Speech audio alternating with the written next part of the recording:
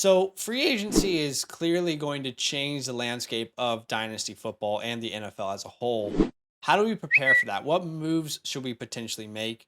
Well, we're going to look at each position for you today Yeah. and try and give some quick advice and some quick thoughts on how we might be able to prepare best for free agency this year. Do us a massive favor, drop a like, subscribe if you like dynasty content, and comment down below who is a free agent player that you think is a great buy low right now Yeah. because they could be in better situation heading into next year. Let's start with the quarterback position, then we'll go running back, wide receiver, and tight end.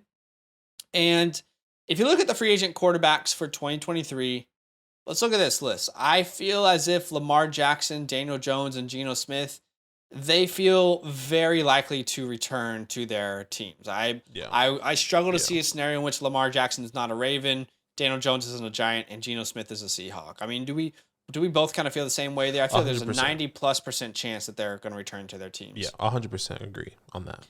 So you look at the rest of the list. These are really the guys that we're talking about here. Jimmy G, Baker Mayfield, Sam Darnold, Jacoby Brissett, Gardner Minshew, Cooper Rush, Andy Dalton.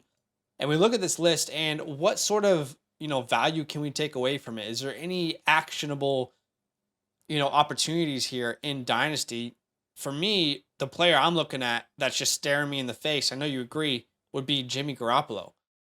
He feels like a really strong buy right now.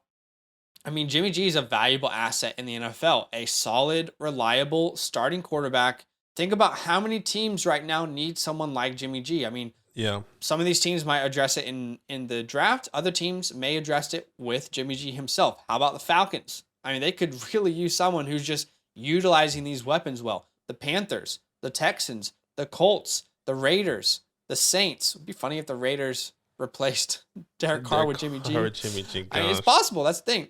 The Jets desperately need someone just like Jimmy G. The Titans could use him. The Commanders. And how about this? Oddly enough, the 49ers kind of need a quarterback a little bit like Jimmy G for security.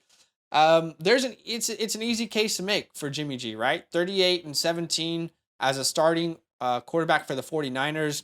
Has led his team to a Super Bowl before. Has played well enough in the playoffs for a good team around him to bring him there. He's only 31 years old. He's likely affordable compared to the quarterback market, which means he could land on a good team. This is specifically catered towards people in Superflex and 2 quarterback leagues. I think Jimmy could be a great value this offseason. Maybe you go out and you send a trade offer for him. I don't think it's going to take any more than the third. I could be wrong. Like an early third, maybe a late second. Yeah. But if you need help at that quarterback spot, Jimmy could provide you, 15 to 20 points a week if he lands in a decent team. He's only 31 years old, right? I mean, he's not as if he's like 35, 36, 37 years old. He still has a lot of life left him in the NFL. So I think looking at this list, Jimmy G stood out to me. I'm like, I think he could be a good buy right now. Yeah, no, I completely agree. I completely with Jimmy G. I mean, he can go for one of these teams. I really want to go to the Falcons, or Panthers. I think just a guy that can just give some consistent fantasy points for some of these players. Please. Yeah, agreed. Immediately. A guy I wanted to highlight, and kind of like what we agreed, Lamar Jackson, Daniel Jones, Geno Smith, all those guys we agreed that they're going to get re-signed. But Daniel Jones, I mean, not only because I'm a Giants fan, but only because I really believe that they're going to invest in him, right? And we kind of saw a massive, massive leap in Daniel Jones. He's going to be 26 years old here in a couple months. Giants are expected to re-sign him. And he did all this with no weapons. I mean, we got Xavier Hodgins, Richie James. We were playing with 3rd string, 4th string tight ends. Like it was literally Daniel Jones and Saquon Barkley. What happens if we get a T?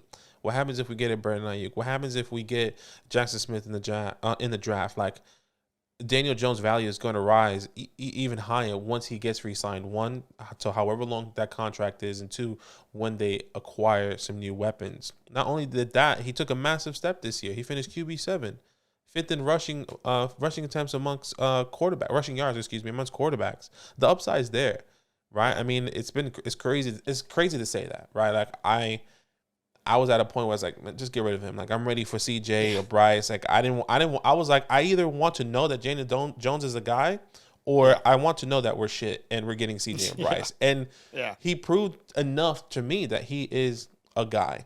He could be a guy. Can he be a Super Bowl winning Yeah. quarterback? I doubt it. But Yeah. he's a guy that can get us some wins and maybe take us to another playoff run. So get Daniel Jones. I mean, right now in dynasty startups or whatever the case may be, quarterback 14, you can get him for a mid to late second round pick. I don't know about that. According to the community. I'm not saying that other people would do that, but according to the community, you can get him right now if you go to keep trade cut. Okay, fair. 208. Damn, I would buy that easily. That's wild. I struggle to see that happening. I struggle to see that happening as well. Fair. But if you're a guy out there that I would really even believes, give up if I need quarterback, I would even give up like the 201. Exactly. Right? Like maybe a late first. Exactly. So. That's what I'm saying. So once again, we don't really keep this keep trade cut as our Bible. There's other people out there. That's why we kind of bring it as reference all the time. But if you go there and send the screenshot to somebody like, bro, this is what everyone else is thinking about him. Maybe you can get Daniel Jones on the low. So just a guy I want to highlight. No, I agree. And, we've talked about it before. Jalen Hurts got A.J. Brown. Josh Allen got Stephon Diggs. Have we really seen Daniel Jones unlock through the air? Will he be able to unlock through the air? We don't know. But hopefully they get him some weapons and we can find out. And I feel like he's going to be on a team-friendly deal. He's not going to get like Deshaun Watson money.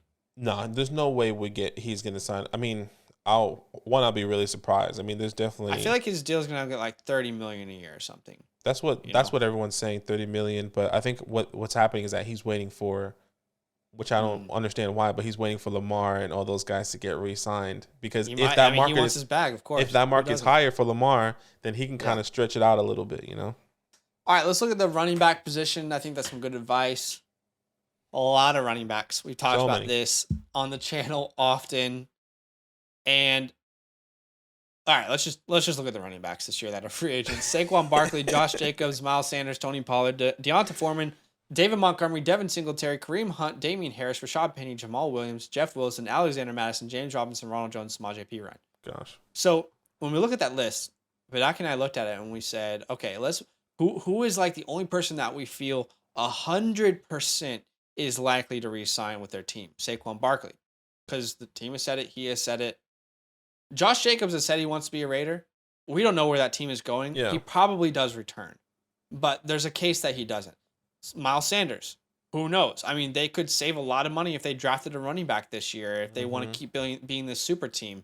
Do they really want to pay Miles Sanders like $10 million a year when you can pay a second-round running back around $1 million? So we'll have to wait and see what that looks like. Tony Pollard, So when we look at this position group, there's one thing in particular that I want to highlight, and we've already talked about it really, but it's to just sell the entire position, really. I mean, we have been huge sell running backs, don't buy them all offseason because no running back room is really safe. I mean, you made a video about this, which was great, but heading into the offseason, how many running back rooms can you really point to that are actually safe?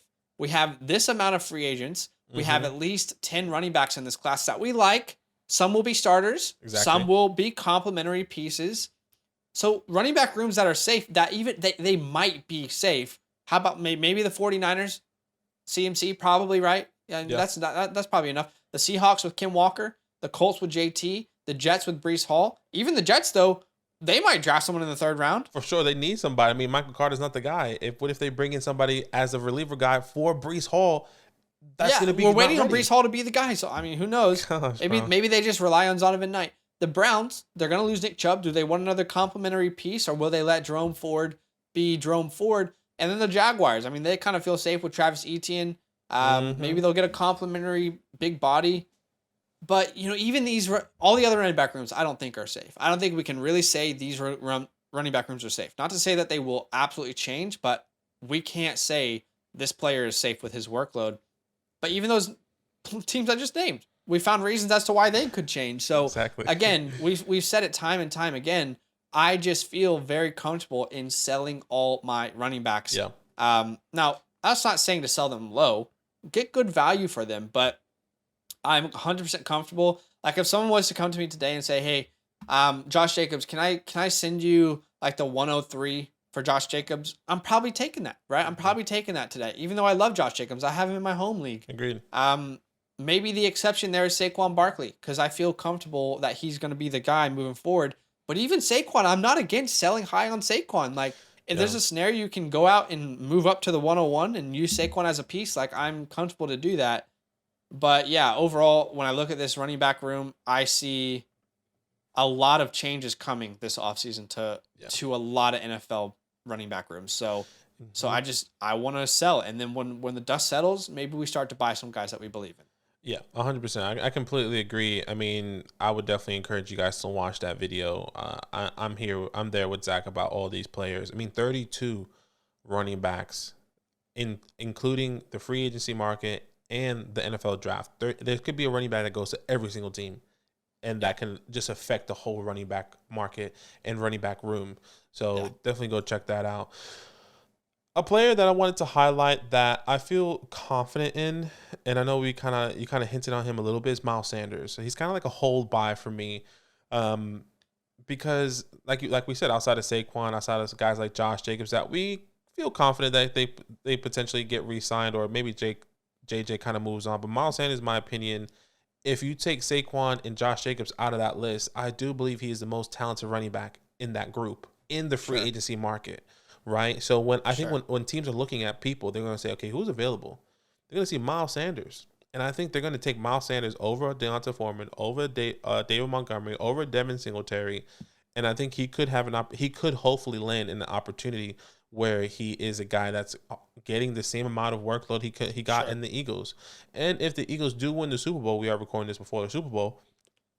If they do win the Super Bowl and somehow they say, you know what, let's keep Miles on a team-friendly deal, which I do believe could happen because of the market.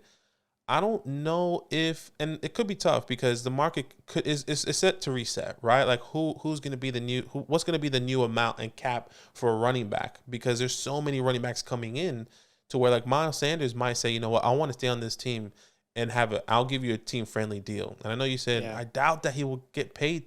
I mean, it would be smarter to pay a rookie running back a couple $1 million a year rather than 10.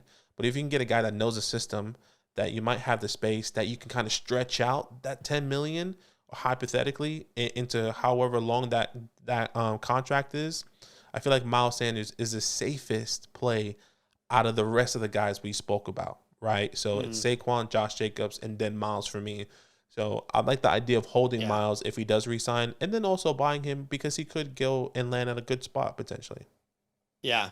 You think about it from Miles' perspective, right? Because really the decision is going to be his. Yeah. This is probably your only chance to get a bag. It's probably your only chance. And that's I tough. don't know if he's doing a team-friendly deal. He's probably like, who's giving me the most money? Because I got to think about my family and, my future. Man. This is my one chance to get that kind of money. But he could. Who knows? He could. I just don't know if their priorities will be the same. Exactly. I would agree there. I mean, they have so many talented people that need to resign. Yeah. Yeah. All right, let's look at the wide receiver room and free agency. And let me tell you what, well, it's tough. It's tough out here. It's tough. Okay, free agents in 2023, you got Juju Smith, who's probably the best free agent wide receiver. You got DJ Shark, who I like. I think he could be interesting. Right. Allen Lazard, Jacoby Myers, McCole Hardman, Paris Campbell, who had a nice little breakout, Darius Slayton. I mean, it's pretty weak out there. There's more wide receivers, but those are the ones we wanted to highlight. Mm-hmm. It's a pretty weak class. And when I look at that list, that tells me that if you have any players who are free agents in 2024, to have confidence in those players, 100%. Do not worry about their contract situation. It's going to be okay. The wide receiver position has never been more valuable in the NFL, in the NFL's history, in its 100-year history. It's never been more valuable than it is today, than it is now. Yep. These wide receivers, they're going to get long-term deals. And if you're curious, if you're saying, who are those wide receivers you're talking about? Free agent wide receivers in 2024. We got CeeDee Lamb.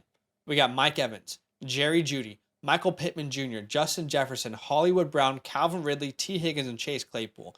I would say the only wide receiver I'm not confident in getting a long-term deal is Chase Claypool. Outside of that, those names, I feel like these teams can't afford to lose these players. No way. And if they do, let's say Mike Evans, for example, that's okay because you don't have Tom Brady anymore. Maybe you move to a better spot anyway. So when I look at the wide receivers in free agency this year, to me, it's a trend to be more confident in next year because these players are either going to get signed to long-term deals or they're going to be traded to teams like AJ Brown was and get an absolute bag. So Yeah. wide receivers are valuable. You don't need to worry about contracts for these guys. They're going to get paid. They're going to be valuable in fantasy football. So don't stress over it. If you have one of these players, don't worry. Don't sell them because they don't have a contract that you like.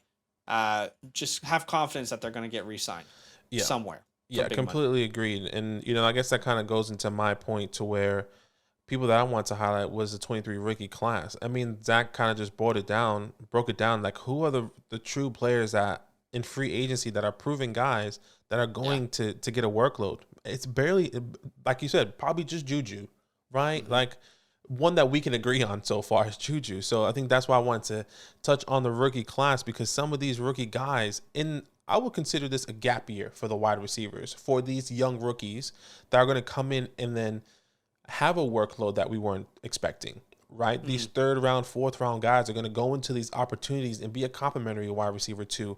Or some of these guys that are going to be drafted in the second round is going to be drafted as the wide receiver one that we might not have expected. And I brought a video kind of similar to the running back videos about the wide receiver market. There's five potential wide receiver ones in this class, and there's five potential wide receivers that have wide receiver 1 upside and a wide receiver 2 upside, right? So you can kind of take that as you will. Definitely go watch that video because I go more in depth about that in the wide receiver market. But yeah, this rookie class is going to have a year where they're a little bit more valuable based off of their workload. And then when that new class comes in 2024, they're going to jump them, in my opinion. They're going to jump some people, not all of them. So sure. I mean, it's all supply and demand, really, right? Mm-hmm. You look at this. Think about the teams that need wide receivers. There are definitely clear teams out there that need wide receivers. What are they going to do? They're going to look at this list and say, well, damn, we need to draft someone probably, Mm-hmm. right? So I know we've had disagreements with people in the comments about this before, but players that you might not expect to get drafted as high, they might go high. I mean, people right now are saying Boutte not a first-round pick. Maybe he's not. Maybe he ends up being a second, but maybe he ends up being a first or a late second. Yeah. Same conversation with like a Zay Flowers. I know some people don't like that we say this, but there is a possibility. It's not guaranteed, but there is a possibility he could be a first-round pick, a early second-round pick, a mid-second-round pick. Same with guys like Xavier Hutchinson, Josh Downs, Parker Washington. Rice, Jalen Hyatt, Nathaniel Dell, all those guys, These players, you might not think it's as talented as the class, but they're still good as the 22 class, but they're still good. And we shouldn't devalue them just because we don't like them as much as the last class. Yeah. Wide receivers are supply and demand. There's not much supply in free agency right now, which means that the demand for these rookies could put their stock a little bit higher. We've talked about the running backs. I mean, there's so many running backs out there. They might not get the draft capital we want this year. We'll have to wait and see. Wide receivers is kind of the opposite. So let's see. Doesn't mean that you just bet on a player that you don't believe in their talent, but it just means like they could be in interesting positions and be given interesting opportunities. Exactly. All right, the tight end position. Oh, gosh. Really, really interesting. I think there's actually some good value here in the free agent market, personally. You look at guys like Mike Gesicki, Dalton Schultz, Evan Ingram, Hayden Hurst. All those guys could provide value to an NFL team from the day they sign. Irv Smith is still there. He's available. Foster Moreau, Austin Hooper, Robert Tonyan. I mean, Austin Hooper is interesting because at one time he was a top 5 wide receiver. He was just in a pass-happy offense with a quarterback that decided to throw to him often. But if we look at this list, the player that I want to highlight that I've thought about bringing as a buy low before is Mike Gesicki. I think Mike Gesicki is a huge buy before free agency, right? When you have Tyreek Hill, you have Jalen Waddle on your team, how many targets are you probably going to get on a per game basis? It's going to be really tough to compete with those guys. You're not seeing the target share with those two players. But Mike has provided a really decent fantasy floor when given the opportunity in the past. Let's look at this. Mike Gesicki's fantasy output. Well, the only year that's really been bad since 2019 is this year. But maybe there's a correlation there. Look at the targets. And last year, Mike Gesicki had 112 targets. This year he had 46. Mike Gesicki had 46 targets this year. He still put up 5 touchdowns. He just didn't have the reception, didn't have the targets, and didn't have the yards. Yeah. But before that, tight end 9. In 2020, tight end 7. In 2019, tight end 12. And then if you look at the average targets per game, we see a clear reason as to why he wasn't able to produce this year. In 2022, he averaged 2.9 targets a game. Right? Awful number. Crazy. Like, what are you supposed to do with that kind of number? The fact that he had 5 touchdowns on 46 targets is actually kind of ridiculous. But you look at 2021, he had a career high in targets per game at 6.6. So I think that there's a possibility that Mike Gesicki, I think there's a very high chance he's not with the Dolphins, which means he could be in a very intriguing situation next year. Is Mike Gesicki in like this top echelon of tight end talent in the NFL? No. But he's a very good receiver who could, if opportunity is there, maybe one of these teams talk about the wide receiver market. You can't find a wide receiver, sign Gesicki. Maybe he can help you, exactly. With your receiving options. Okay, imagine Mike Gesicki with the following teams. How about the Bengals? Mm-hmm. That's very intriguing to me. How about the Cowboys? If Dalton Schultz wants too much money, how about the Packers? I mean, we've seen him being traded to the Packers in mock trades before. How about the Jags? If they don't decide to re-sign Evan Ingram, I'm not sure why they would do that, but just throwing out scenarios. Exactly. The Chargers could be interesting. The Giants, the Commanders. So there's a lot of teams out there who could use a receiving threat. Agreed. Like Mike Gesicki, and I think now's a good time to go buy low because he's honestly, you could get him very cheap at this point. Yeah, 100%. I like Mike Gesicki, and the players I wanted to highlight, it's actually 2: Evan Ingram, and then Irv Smith. Right, Evan Ingram, like kind of like Zach hinted, it'd be crazy if they don't re-sign Evan Ingram. In my personal opinion, I think he's kind of the safety blanket in this team. The way they utilized him, now Calvin Ridley's coming in, that's going to change a little bit. But you expect Marvin Jones off the field, Zay Jones off the field a lot more.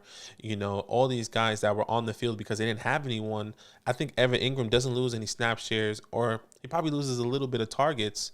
But I don't think he's gonna take a massive drop. So sure. I think for me, holding and or buying Evan Ingram once he gets re-signed could be a good deal. And number 2, Irv Smith. I mean, let's not forget he was a 2nd-round pick. People loved him. 6'2", right? 242 pounds. He's kind of agile. He can block. He can do all those type of things. What if he just never had the opportunity, right? He went with the Vikings, and it just kind of got lost. It just got lost in the sauce over there with Minnesota. He never had the perfect opportunity. Kind of like what Zach said. What if he does go to a team like the Bengals that has a top quarterback, like the Chargers? Imagine Irv Smith with the Chargers. That's different, right? Like the potential that he can bring. Even with my Giants, I mean, I would be excited if we get someone like Irv Smith, get another tight end, a 2 tight end set. I mean, whatever the case may be, I think. I understand, and I'm a guy that's been off Irv Smith for a while because of the injuries, because of the landing spot, and it's crazy how they had Irv Smith and then they trade for TJ, and they kind of just went. They were like, "Whoa, TJ, we just peppering him with targets." Like, damn, why did you do that with Irv? He was just never healthy, was he? I mean, he was never healthy. Could stay on the field. That's a problem. That is the problem. So if Irv Smith can stay healthy and goes to a team, kind of like what Zach said, that where there's no wide receivers, maybe he'll find himself in a role. Yeah, and the other interesting one is Dalton Schultz, because if he doesn't re-sign with the Cowboys, I don't want anything to do with him.